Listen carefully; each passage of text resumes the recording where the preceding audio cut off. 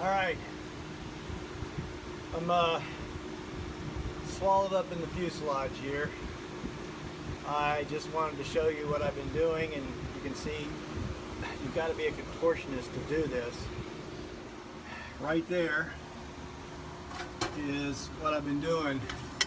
This is the air compression system mounting plate. Goes right here. This is a wing spar.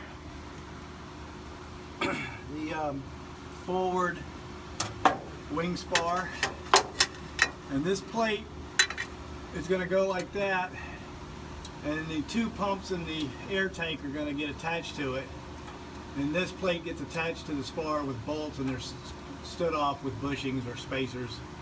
But all I've done is 1, 2, 3, 4, 5, 6 holes, and you mount it up like so. They were nice and had pilot holes, and you mount it up, Cleco it together, and drill.